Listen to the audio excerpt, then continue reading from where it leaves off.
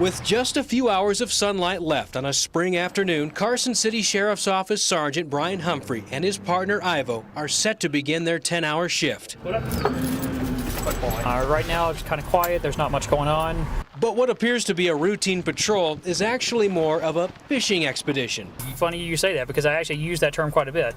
Right now we're going out fishing. And we don't want the little fish, we want to throw them back. The big fish Sergeant Humphrey is referring to are the small percentage of people who commit the majority of crimes in the city. To find them, the special enforcement team of deputies and sworn officers from the surrounding area established leads the good old-fashioned way. We're going to drive by certain locations, certain houses and stuff like that, and kind of get an idea of kind of just what's going on today. Hey guys, how's it going? You doing okay? Everything good? If you don't get out and talk to people and you don't get out and make the stops, you're not going to find anything. What may start as a simple traffic violation could end in a warning. Okay. All right. Sounds good. Great. All right. Thank you for your help. All Have right. a good day. You too. He's done a good job. Or something much more serious. Because if it's in there, we're going to find it. If you make me work for a little bit of pipe or something, I'm going to take you to jail.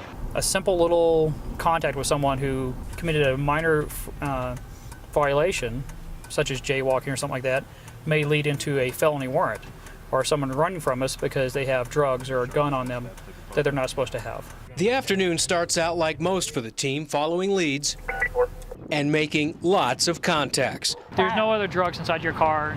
No, That's it right there, what you have. Okay.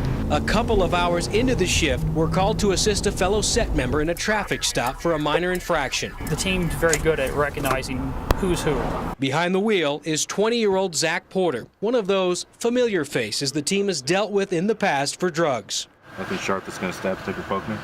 With nothing to hide, Zach takes a seat on the curb and gives permission for Ivo to search his truck. So you guys can search me all you want. He's all smiles when the search turns up clean. In fact, Zach is about as familiar with the set team as they are with him. You guys raided me, and then... Were you in an apartment over here? Yeah, an apartment. Okay. Yeah, right here off of I Menlo. remember Yeah, that. you had some weed or something like that in there. Yeah, quite a bit. Yeah, it was actually 6 ounces to be exact. Is that what? Is that how much it was? Yep.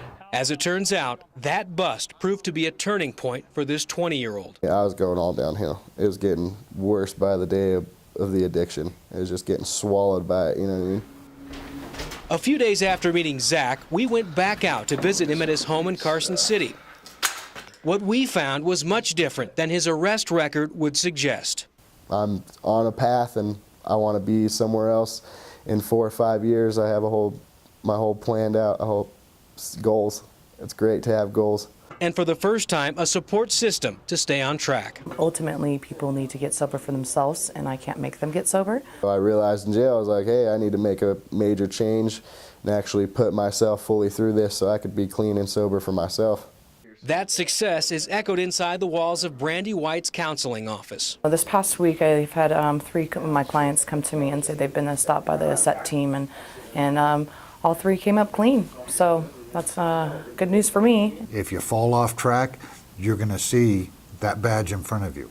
If you stay on track, they have the ability to help you along. Since initiating the specialized enforcement element to patrol, Sheriff Ken Furlong says success stories like Zach's and many others mean one thing. It is working. 2013, we saw a dramatic drop in our crime levels here in this town. Brian Humphrey leads that team, and he's doing an exceptional job.